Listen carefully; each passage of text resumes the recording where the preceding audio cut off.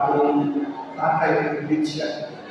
Kasi bagong panganak ko yung kanyang pamumuhay.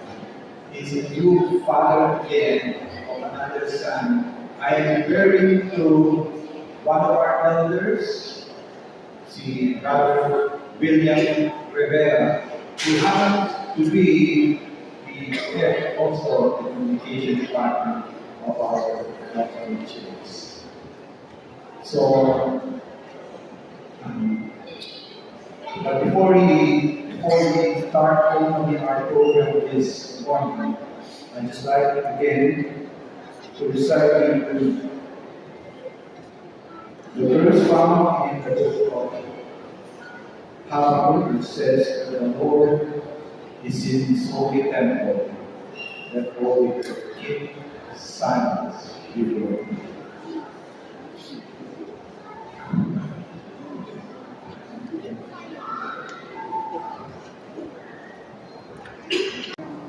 In the book of Isaiah chapter 53, verse 11, it says, "He shall see the labor of his soul, and be satisfied by his knowledge. My righteous servant shall justify many, for he shall bear their iniquities." When a newborn baby arrives, gifts are given to them. Friends and relatives visit to see the bundle of joy, and they bring something with them. It was the same when Jesus was born. Let us read what the Bible says in Matthew chapter 21, chapter 2, verse 1 to 11. It says, "After Jesus was born in Bethlehem in Judea, during the time of King Herod, Magi from the east came to Jerusalem and asked, 'Where is the one who was been born King of the Jews? We saw his star when it rose and have come to worship him.' On coming to the house, they saw the child with his mother, Mary, and they bowed down and worshipped him. Then they opened their treasures and presented him with gifts of gold, frankincense, and myrrh.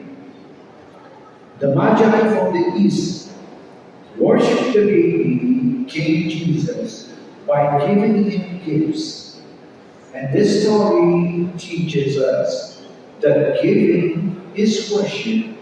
When we give tithe and offering, we are worshiping God. Giving cannot be divorced from worship. Even in the Old Testament, worship at the temple involved offering sacrifices to God. Every call to give is a call to worship. Are you worshiping God to the best of your ability through your giving? Our deacons are now ready to receive our tithes and offerings. We praise the Lord for the gift of Sabbath. And thank you for the very inspiring message through song by the team de Belen, si Elder Rufino, Brother Frank, and Brother Delvin. Today, kamusta po muna kayo? How are you today, brothers and sisters? Okay na. Yung iba po ba ay nasa vacation na or are they already attending other appointments in the Sabbath appointments? So this morning, it is my honor to share with you the Lord's message today, which is entitled "The Blueprint of a Burden Sharing Church." You know what's blueprint? A blueprint, para sa mga engineers and architects, they are the guide. Whenever they try to build something, they use blueprint. You know, brothers and sisters, in our church, I have discovered we also have blueprint for us to grow as a mission at church. But before I continue, I would like to ask once again the Lord to guide us in this Bible study. Let us pray. Heavenly Father, we praise you, we thank you, dear Lord, for this opportunity to study your word. And we ask, Father, please grant us the wisdom, and may your name be glorified in this study. This we pray in Jesus' name. Now, 137 na lang tayo dito sa church. Hindi pa po kasama dyan sa bilang, ilan po yung mga involved sa ministry. Because wala tayong ginawang parameter to determine that. But assuming that this 137 ay mga active member ng ating church, sapat po ba ito para tugunan o i-address yung ating current ministries and as well yung ating mga expanded plan activities ng ating iglesia? Alalahanin po natin, we are actually expanding mga kapatid. We also have online. We also have other daughter groups of believers na ating pong pinaglilingkuran at paramihan po ng parami. This year, we have already done in our election. Naalala niyo po ito, mga kapatid. We have conducted our election. And ang inilingkod ko, bilang bahagi po ng Nominating Committee, ay bilang ko po kung ilan yung kinakailangan po natin mga kasama para i-sustain, para i-address, para i-maintain yung ating pong proper way of ministering our community. And alam niyo po, ang minimum number of servants based on our election of church officers of different departments and ministries needed to lead Manila Center properly, wala niyo po, ilan? Okay, ako na nga. We need 229 na mga involved brothers and sisters so that ang ating pong needs ng church will be addressed properly. So, kung 130 lang ang member natin, can we address o kaya ba naman i-sustain o i-meet yung 229? Ang palagi po namin nagiging solusyon sa ating po, dito sa ating church, our immediate solution is the 137 will shoulder, o some of them, will have a multiple responsibilities. Tama po? Sino po sa akin dito? Yung hindi lang isa yung kanyang ministry. Member ng choir, elder ng church, member ng communications, teacher ng Sabbath school. Ito po yung kadalasan, this is what we are experiencing dito sa ating church. Some of the 137 is trying to shoulder the weight that requires a team of 229. And this is a, brothers and sisters, a technical imbalance that our dedicated servants are experiencing. And you know what is the inevitable outcome? Ano yung naging epekto nito, brothers and sisters? Karamihan ngayon sa ating mga kapatid na naglilingkod, burn out na. Sino po sa inyo mapagod na maglingkod? Hindi na happy. Kasi ang dami ng ginagawa. Another thing is, some of our ministries can't be effectively done because sabay-sabay na yung aming ginagawa, nagkakaroon na ng conflict. And there are times, sa ating mga pinaplan na activity, hindi namin ma-materialize kasi dito pangalan po ay hindi na po namin magawa. So there is what I call a crisis presently that is currently happening. Despite of our programs, sa kabila ng programa natin mga kapatid, hindi naman talaga tayo dumadami. Alam niyo po mga kapatid, hindi po ito ang gusto ng Panginoon para sa kanyang iglesia sa huling kapanahonan. And I do believe that po. You know what, brothers and sisters, as I prayerfully contemplate our current situation, the Lord led me by His grace on contemplating or taking me in a passage in the book of Acts. Did you know, brothers and sisters, that meron din po nangyari sa Book of Acts, which is also the happening of our early Christian church, which is also our focus at study today. Before we discuss or study the book of Acts chapter 2, I'll just give you a background. Yung mga disciples of Jesus Christ, after His ascension, kaiwas sa ibang mga pananaw na karamihan sa mga ating sa ibang mga denominations, they were all happy. Masaya-masaya sila.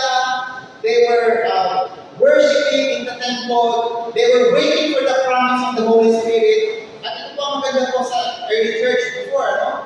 They were praying in one accord. According to Acts of the Apostles, particularly in chapter 4, sabi po doon, that the disciples, they prayed with intense earnestness and they humbled themselves by putting away all the differences. So, iniwan po nila yung kanilang pagkakaiba-iba. They were all united and praise sila. Then, in Acts chapter 2, verses 1 and 4, if you can remember, nabasa po ninyo, the Holy Spirit came upon them, as you can see in the picture, like the sound of a mighty rushing wind and fire. At yan po ang katuparan ng promise ng Panginoon, which is also found in John chapter 16. Yan ay the promise of the Holy Spirit. And immediately after they received the gift of the Holy Spirit, si Peter, on the right picture, I hope, hindi ko alam kung sino si Peter dyan eh. Pero dyan sa picture na yan, si Peter ay lumabas. No? Pumunta doon sa maraming tao, he rose up and preached an unstoppable sermon, which is found in Acts chapter 2, verses 14 to 41. Napakagandang sermon po yun. Hindi yan catchy, hindi rin po siya use any complex data. He just spoke with the conviction of the Holy Spirit. And you know what's the result, my dear brothers and sisters? That very day, after his preaching, pagkatapos na mag-preach, 3,000 ang tumanggap sa Panginoon and that very day. Now, ang tanong, mga kapatid, ano kaya ang nangyari? Isa mapapaisip kayo, ang daming baptisan. Pero the question is, what happened, what did those 3,000 new converts do after they were baptized? Karaniwan sa akin, sa Seventh-day Adventist Church natin, marami dyan. Ayaw nang bumalik. No? Pero alam niyo po, the answer to that question is that they did not just go home, they immediately formed the model Christian church. Sila yung naging pinaka-pioneer ng ating early Christian church na ating ginagawang model sa panahon natin ngayon. Tanong, paano tayo at-least, since ayaw ng Panginoon, ilan lang yung gumagawa para sa kanyang gawain, paano tayo at-least sa pagiging isang small, na pagod na pagod ng mga involved members, na sobrang bigat at namin ang kanilang responsibility into a member of Manila Center who are tireless and Christ-led. So to answer that question, of course, we need the presence and the leading of the Holy Spirit to lead the work. And second, ito po yung ating pag-uusapan sa umagang ito. We need to look back. Ano po yung nangyari sa early church? Why they transformed into a very powerful movement? And that was actually written in Acts chapter 2, verses 42 until 47.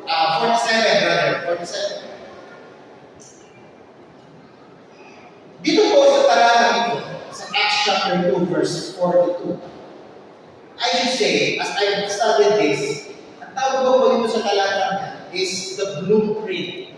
Yan yung ating magiging guide. Ito yung ginawa ng mga early Christian church in turning them into a world-changing movement. Okay? So, dito po sa blueprint na ito, meron po silang ginawang mga devotion o commitment na naging makapangyarihan, very powerful for them. So that sila po ay naging sa influential na movement until our time today, no? So, dito po sa Acts chapter 2, verse 42, we will find the four foundations of commitment. Ito rin po yung nais ko po i-apply in terms of the ating confession. Let us read chapter 2 and verse 42 of the book of Acts. Ito po ang sinasabi dyan. They, which is disciples, they devoted themselves to the apostles' teaching and to fellowship, the breaking of bread, and to prayer. You know mga kapatid, yung underlined word na yan, na devoted, alam niyo po, napakalalim pa lang yung sabihin yan. Okay? Being devoted or devotion is not a passive attendance. It is active. It is intentional. It is a persistent commitment.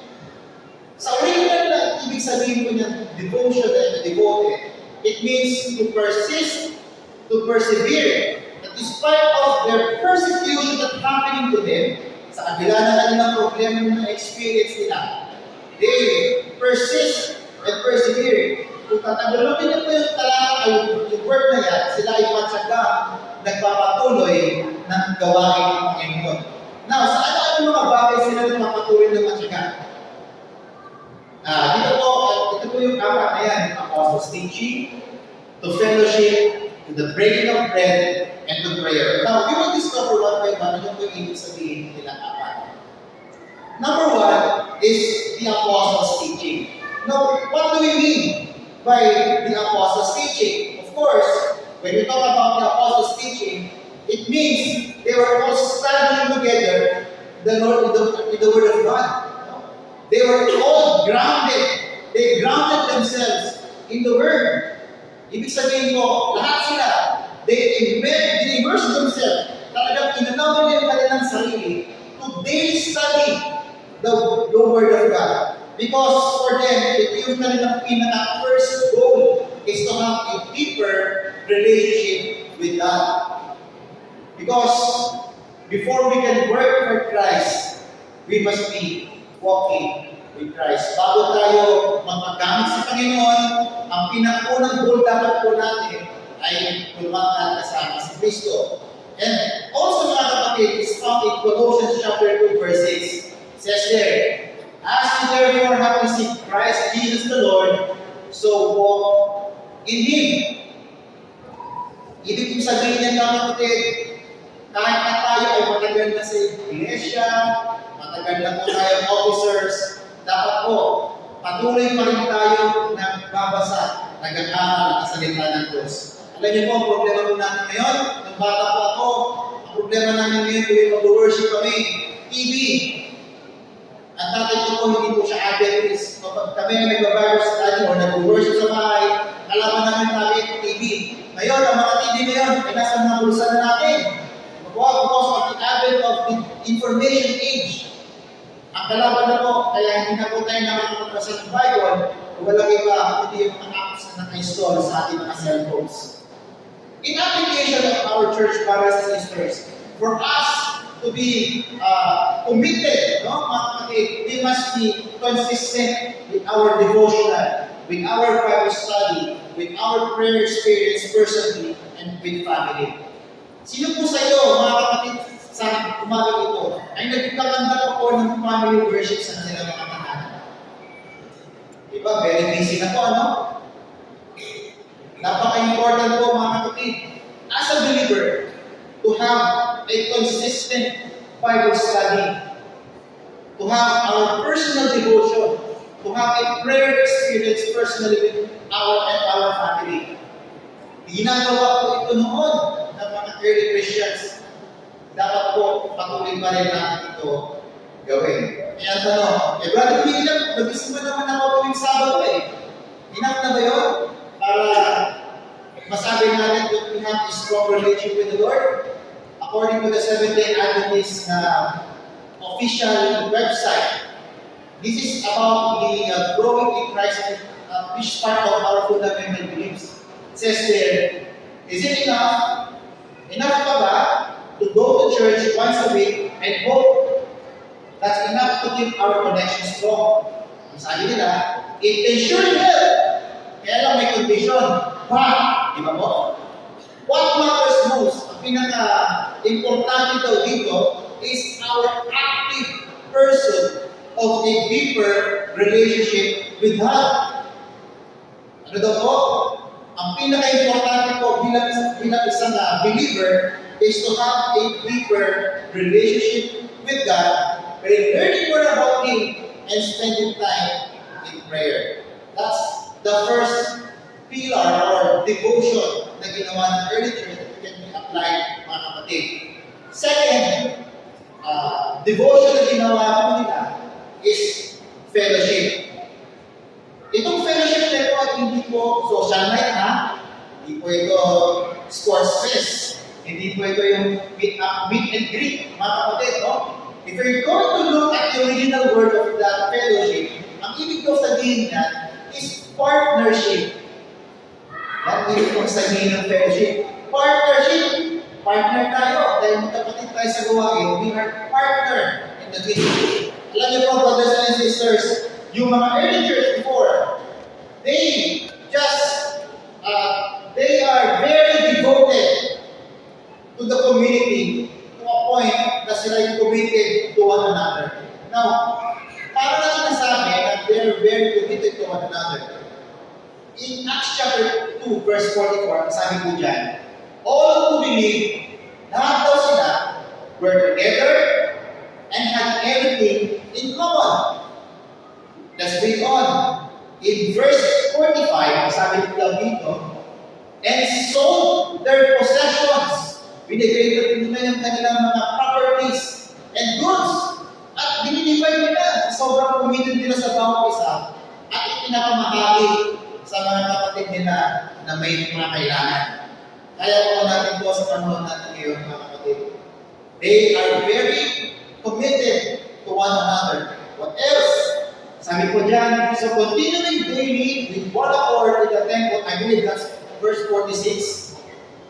Continuing daily with one accord in the temple and breaking bread from house to house, ano pang ginagawa po nila?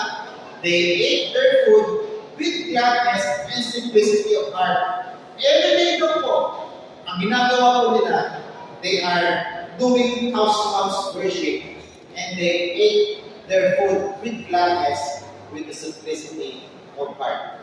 Sa panahon po natin ngayon, how do we apply this principle of being committed to one another?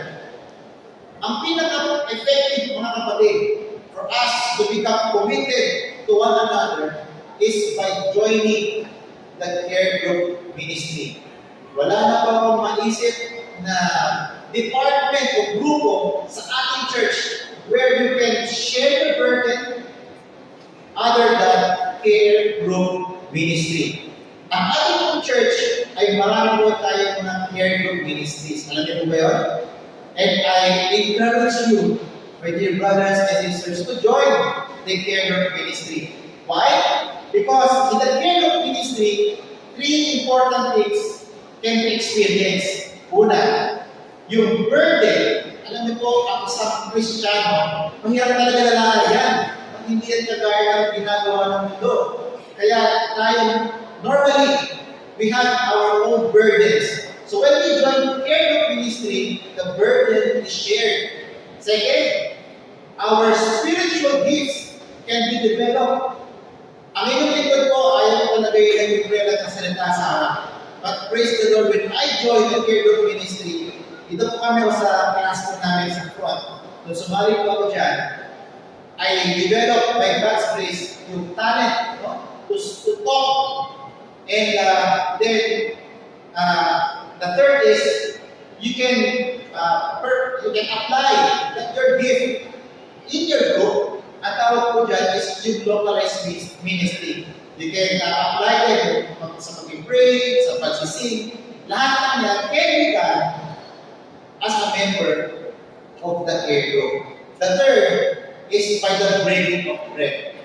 Alam niyo mga kapatid, when we talk about breaking of bread o communion sa panahon natin ngayon, may dalawang bahagi po yan mga kapatid. Ayon po sa ating pag-aaral. Una, yung communion or break of bread ay isinasagawa ng may pagsamba o worship. Kaya, because it is an ordinance ng mga kapatid. And the second is through by serving to one another.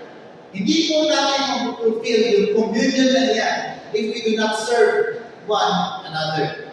According to Acts chapter 2, verse 45. So continuing daily, araw-araw ang nasa ng communion. With one accord in the temple and breaking of bread from house to house, they ate their food with gladness and simplicity of heart. Now, I would like to emphasize for this study, yung tinatawag natin ministry o service or church ministry. Did you know, brothers and sisters, doing church ministry is essential. Napaka-importante po ito for our spiritual growth. Our spiritual gift are given by the Lord. Hindi po ito para po sa ating own benefit, but for the building up of the body. Remember, we cannot grow in Christ without serving Him. So sa tingin po natin, hindi pa po tayo na-experience mag-serve sa Panginoon or church ministry, then today is the right time to do that. Because again, if you really want to grow in Christ, then let's start serving Him. At ito po ang ginawa ng early church kung bakit po sila lumaki ng lumaki. The fourth is very essential, prayer. Prayer noong unang time nila ay hindi lamang po siya prayer for anything that they need sa kanilang mga personal need. They need prayers before to sustain the work and prevent burnout. Alam niyo po, kapag nakakaramdam ka ng burnout sa paglilingkod, ang napakagandang solution dyan is prayer. And yun din po ang ginawa nila ng mga unang mga mananampalataya. So let's recap with the four foundations of commitment that is being mentioned in Acts chapter 2, verse 42. Number one, the apostles' teaching. The early church, Christian church, is they devoted to the word. Second, the fellowship, they were devoted to the community. Third, they are devoted to worship and service. And fourth, they are devoted in one accord to prayer.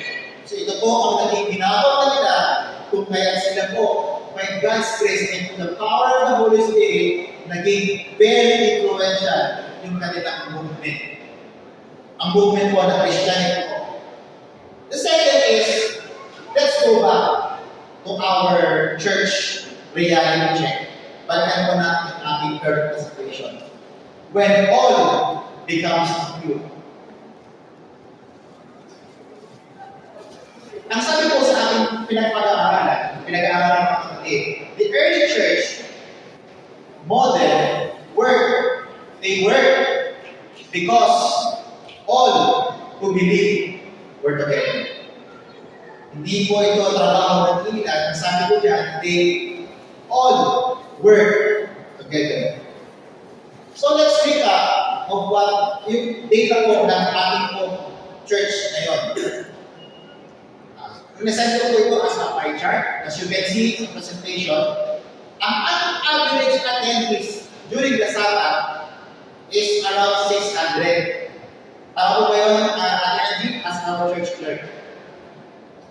23% ng attendees tuwing Sabado ay mga member po ng ating church. Okay? And 77% or around 463, if we're referring to 137 po, no? If we're referring to 137, 77% o super majority ng attendees natin every Sabbath ay mga visitors. Can you see the hands po of our visitors today? Praise the Lord, ang dami. Yung iba na iniyalan po ang dami. Praise the Lord for finding time to worship with us. Ito po ang aking situation ngayon, mga kapatid. Tingnan po natin sa susunod. Ang ating aktual na mga miyembro, at ang ating pangangailangan na mga kasama sa gawain ay nagyat ng project na po. Una, ang ating actual member, ilan? 137. Pero kailangan na talaga natin ng mga kasama sa church partner who is involved or committed in the ministry. We need 229 the minimum. Because there are some departments who are not yet submitted the names of their team. So, kulang pa po yan. Minimum pa yan. No? 229. So, based on our projected na yan, hindi tayo talaga. So, ang tendency ko, ang 137 na yan, karamihan sa kanila, multiple role or multiple responsibility. So, mahirap po. At para sa akin, ang tawag ko po dyan ay crisis. We are now in the, parang ano na tayo, kailangan po talaga natin ng additional support to sustain the work. Also, ito naman po, yung ating church members na nakalista sa ating PCMS, tapos hindi na natin makita talaga din yung actual na sa mismo talaga. 3,401, which is 96%. Sorry po. Out of 3,401, 137 po yung tumatalo, which is only 4% ng kabuuan bilang ng mga miyembro ng ating church. Nakita po natin, no? Sa kabila ng ang dami natin mga projects, ang dami natin ginagawang pangangaral, pero ang gumagawa lang ay kamunti. So, mga kapatid ko ng mga minamahal, the result, or based on our data presented, despite a lot of programs and ministries natin, when the burden is not shared, the few becomes depleted, at ang nagiging turn out tuloy, marami sa atin ngayon ay pagod na, or exhausted, or burned out. Parang ganito lang po, ang ating, ito po, exhausted or burned out, our dedicated members are given multiple responsibilities which diminishes their joy and effectiveness. What else? We also have stalled progress. Ano ibig sabihin yan? We cannot meet the increasing needs for discipleship and evangelism, which is the very work that Christ commanded us to do. Kaya po, pag may mga gawain po tayo, mapapansin niyo po, sino-sino lang po yung talagang nakita niyo po natin. Pero kailangan po natin talaga mga kapatid na additional support for this ministry. So, alam po natin that there is a need to mobilize the group. We need more leaders and volunteers for our continuing ministries in our church, particularly in different departments. Una, in-identify ko na po, kailangan po natin consistent children's ministries. Kailangan po natin ng additional volunteers for our media and online ministries, for visiting our members and their families in need, for discipleship and training and classes for newly baptized members, for expanding needs of our youth. Yung mga kabataan po natin, kailangan po natin ng additional support for them. Kailangan din po natin ng mga additional support for our new department, such as the Adventist Possibility Ministry. Did you know meron tayong bagong department po, which is Adventist Possibility Ministries? We need additional musicians. We need additional proactive community services. We need systematic evangelism right here in our barangay and also in the adjacent barangays here along our Quezon Avenue. So, mga kapatid ko, the spiritual welfare of our church is at risk when the burden is not shared. The mission of proclaiming the three angels' messages is too urgent para iiwan lang po natin ito sa kakaunting grupo. Sabi ni Mrs. White, Testimonies, Volume 9, page 116, the work of God in this earth can never be finished until the men and women comprising our church membership, rally to the word, and unite their efforts with those of the ministers and church officers. So, mga kapatid, nakita po natin kung ano ang ating kailangan ng ating iglesia ngayon. So, as we move forward, how do we restore the all? Paano tayo babalik sa dapat sana lahat ay gumagawa na kagaya po ng early church which is written in the book of Acts chapter 2. First, like what we have studied earlier, we have to commit on the blueprint. What are those? Ano po ito ngayon? Grounded in God's Word. We have to be grounded in the Word of God. We have to be committed to one another. Hindi na po uso yung pagiging makasarili bilang isang Adventist. Dapat maging concerned tayo with one another's welfare. Third, we have to be concerned as well, committed with our worship and service, particularly in church ministries. And last is we need to become united in prayer. So we must all commit in improving and being consistent in the studying God's Word, concerning with one another, and services and prayer.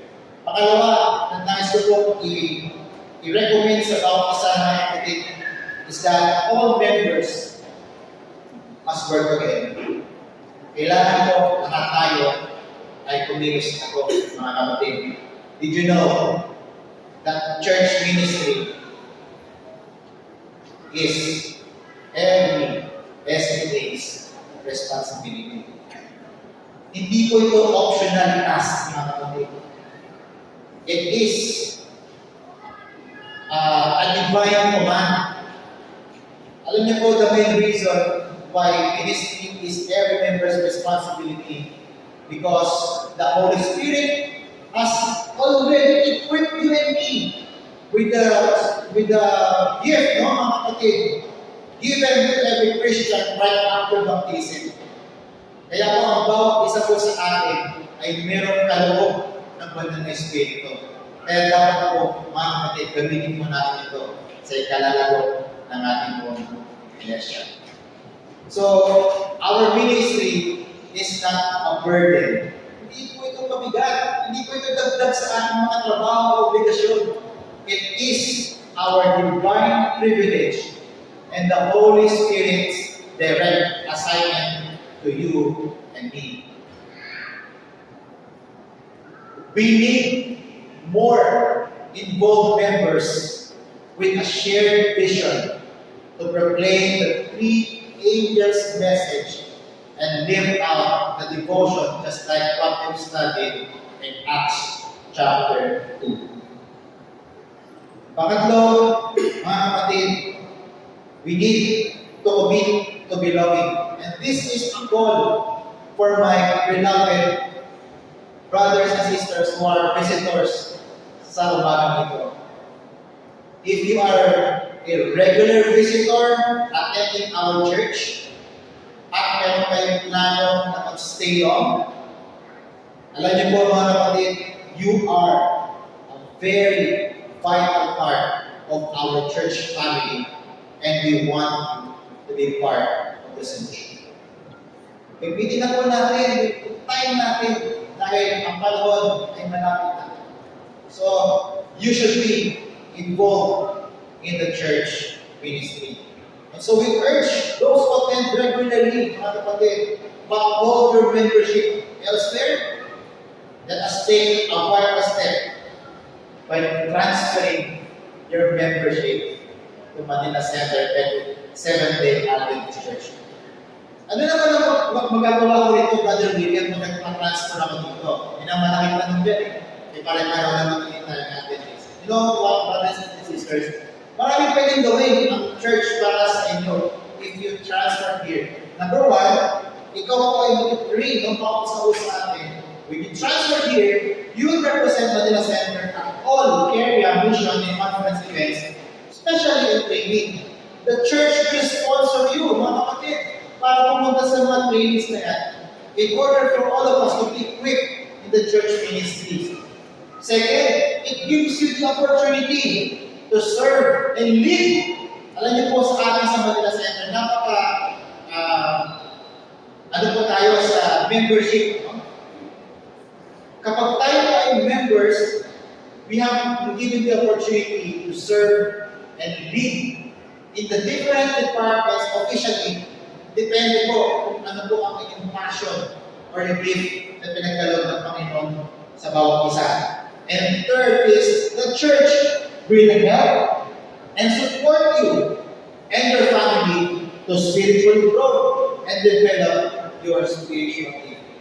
Alam niyo po, mga kapatid, a transferred membership is a shared commitment.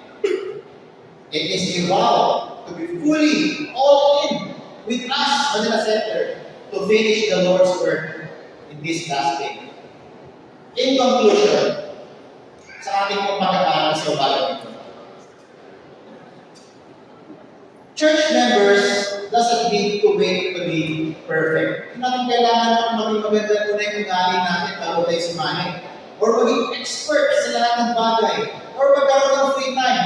Alam niyo po sa panahon natin ngayon, ang pinakahanapan natin ngayon ay time. May free time na tayo, pero lagi naman tayo ng cellphone. Ang pinakakalaban po natin is paano tayo magkakaroon ng free time before we commit to serve. But you know what, brothers and sisters, that work will never be done.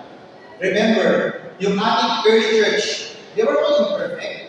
Meron natin silang mga internal issues. But alam nyo, ang sabi ko sa ating pag-aaral, they were not defined by their flawless execution, but by their sincere commitment to the vision. The vision cannot wait. The three angels' message are too urgent to be sidelined by our personal insecurities. Devotion is not about skill. It is about availability. Kaya po, ang bawat isang naman sa akin must be devoted. You know what? When the early church was devoted, when the burden was shared by all, kung lahat sila kanya-kanyang gumagawa, ano po ang nangyari? What was the result? According to our last verse of our study, they were praising God and enjoying the favor of all the people, and ito pong naging blessing sa kanila. And the Lord added to their number daily those who were being saved.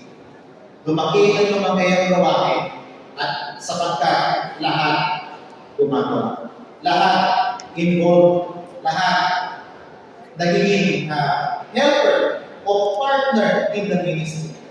Brothers and sisters, when we are devoted in the Lord and serve Him, growth will follow. When we commit, the Lord will deliver and will provide all our needs. When we share the burden, alam niyo po ba kapag share natin ang burden sa bawat isa, we unlock the blessings. Ang sarap kaya sa pakiramdam na mag-serve na pagaan ng pakiramdam po natin, bless tayo sa bawat isa. Sapagkat alam natin lahat tayo ay gumagawa. So, mga kapatid, let us stop being a church of you, carrying the burden for all. Let us become the church of Acts chapter 2, a church where all are devoted, where the burden is light because it is shared, and where the three angels' messages are powerfully proclaimed. Alam niyo po mga kapatid, nakita na natin yung ating current na data. Kaunti lang po talaga ang gumagawa at ito ay napakabigat para sa kanila. At alam niyo po, ang pagbabawa ito ay hindi magsisimula sa ating mga pastor, sa ating konferensya. Ito po ay magsisimula sa iyo at sa akin. Ang Panginoong Diyos ay hindi naghahanap ng expert. Naghahanap siya ng mga taong devoted sa gawain. So my question for you this morning is, will you move from being a spectator to a partner in the mission. So this morning, mga kapatid, ang aking pong dalangin today is for all of us to make a new commitment to be devoted in the ministry and actively engage your hands in the ministry of the Lord as we wait for the soon coming of our Lord and Savior Jesus Christ. This is my prayer. Happy Sabbath, Lord, and God bless you. To decide that you commitment today, Lord, to become devoted unto you, to become devoted in the ministry, because we know time is very near. Father God, as we dismiss from this place, we pray, Lord, that may your love, may your guidance and providences, and may the indwelling presence of the Holy Spirit will continue to guide us, to lead us, to transform us, and become compassionate and committed with one another, and become united, Lord, because you are our God. Thank you, Lord, for hearing and answering our prayers. For all these things we pray in Jesus' name. Amen.